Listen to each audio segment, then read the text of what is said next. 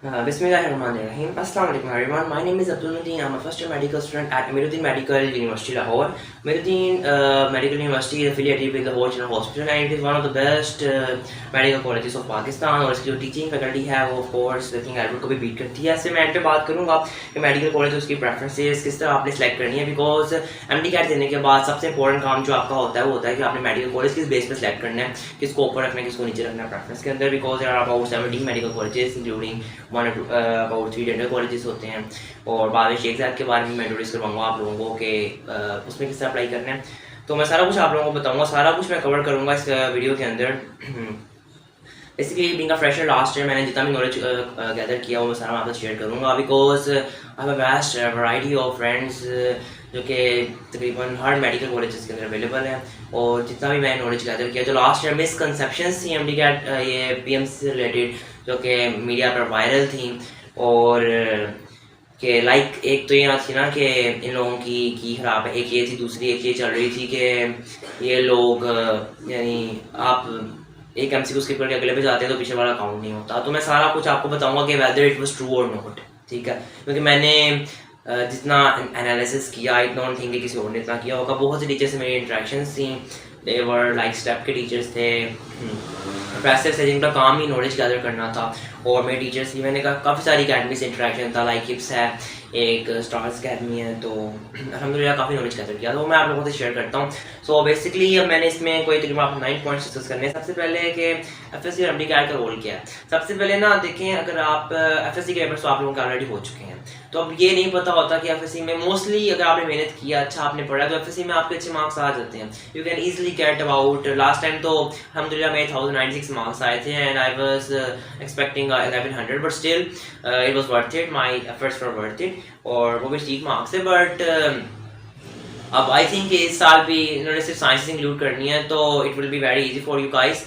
और यानी कभी कभार ऐसा होता है कि ब्लंडर हो जाता है कोई, या टीचर सही चेक नहीं करते तो गलत चेक कर देते हैं, मार्क्स सही नहीं आते एफएससी में, तो उसको कंपनसेट करने के लिए आपको एमडी कैट का सहारा लेना पड़ता है। तो you have to prepare MD CAT इस तरह प्रिपेयर करनी है कि अगर कोई एफएससी में कमी रह गई तो मेरे एमडी कैट उसको कंपनसेट करते, या अगर एफएससी में ज़्यादा मार्क्स आ जाते हैं एमडी कैट में मार्क्स कम है तो वो कंपनसेशन हो जाती है, ठीक है, इस तरह। तो नाउ नेक्स्ट के एमडी कैट के लिए प्रिपेयर किस तरह करना है। तो सबसे पहले आप चूंकि दिन बहुत थोड़े रह गए ऑलरेडी, पहले तो आई थिंक 7 सितंबर को था, मैंने दोस्त से बात की थी जो कि अब दोबारा दे रहा था, तो 7 सितंबर को था, 7 से 30 सितंबर तक। तो और दूसरा ये कि आप प्रिपेयर किस तरह करना है एमडी कैट को। सो पहले तो मैंने बताया ना कि 7 से 30 तक थी, अपडेट आई थिंक डिले कर दिया उन्होंने, तो डिले हो गई तो अच्छी बात है, अच्छी तैयारी हो जाएगी। दिन बहुत थोड़े रह गए हैं तो जो भी आपने अकेडमी ज्वाइन किया है वेल एंड गुड, चाहे वो स्टार्स है, चाहे वो किप्स है, चाहे वो स्टेप्स है, तीनों बहुत अच्छी अकेडमीज हैं।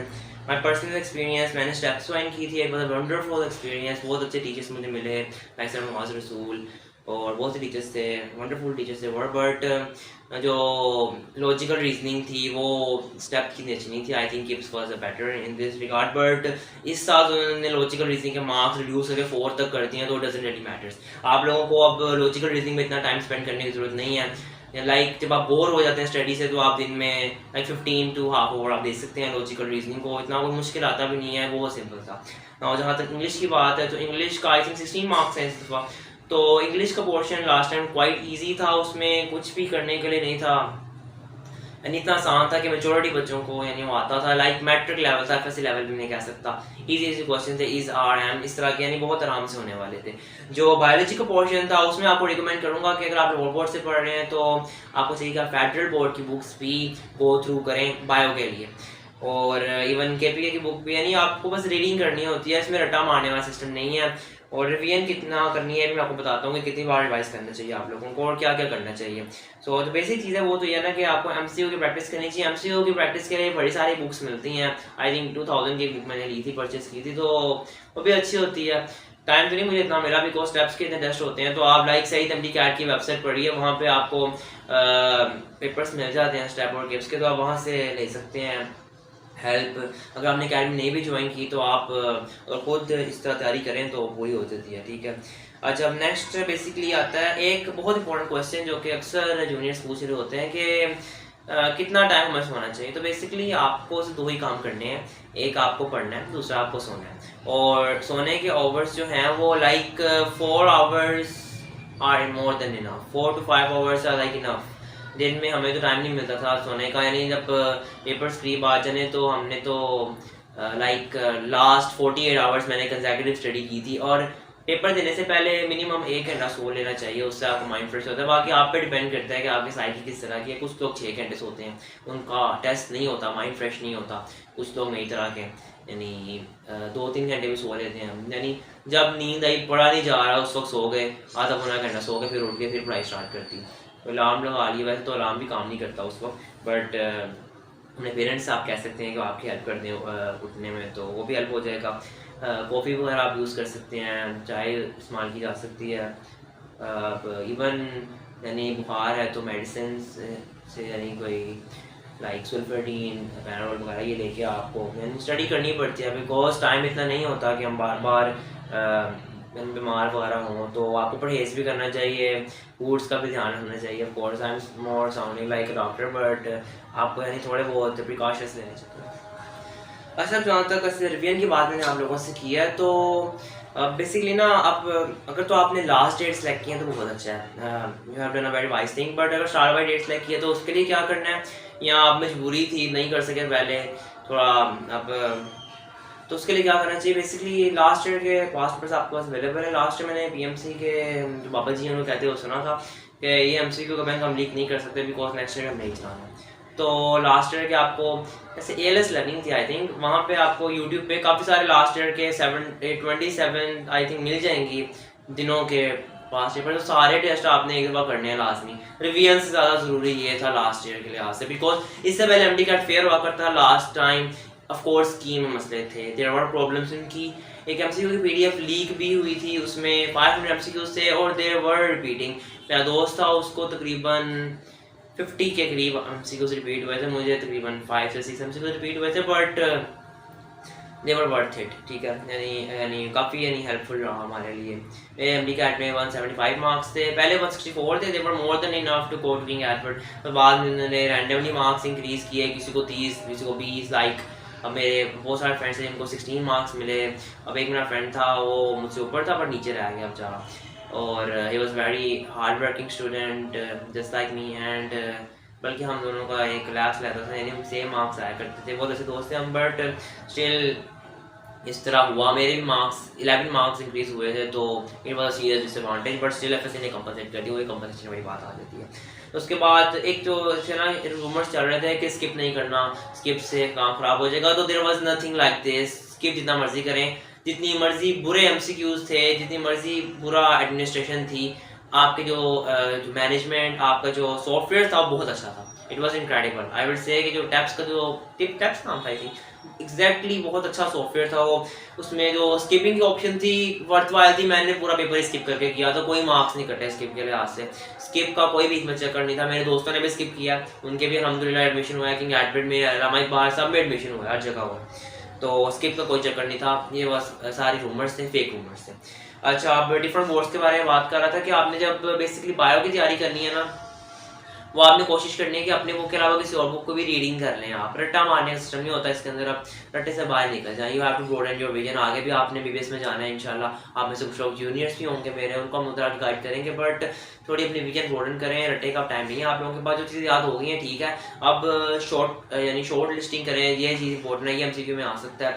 अब किंगडम एनिमलिया से बायो के अंदर last time I think 4 to 3 MCQ हर बच्चे को आए थे, मुझे भी 2 से 3 एमसीक्यू आए थे किंगडम एनिमलिया से। तो उसको, मगर वो इतने सुपरफिशियल एमसीक्यूज थे कि वो डीप एमसीक्यू नहीं था बीच में। और जो लाइट का चैप्टर, लाइट रिएक्शन, उसको भी अच्छे से करना है, उसमें से भी एमसीक्यूज आए थे। और जो केमिस्ट्री है उसमें सीधा सीधा आपका कॉन्सेप्ट है, क्या लिंक डेवलप कर सकते हैं आप ऑर्गेनिक और इनऑर्गेनिक केमिस्ट्री के दरमियान। डिफरेंट टॉपिक्स हैं, आप उन टॉपिक्स के दरमियान लिंक डेवलप कर सकते हैं कि नहीं कर सकते। अगर आप कर सकते हैं मोर देन इनफ है, ठीक है।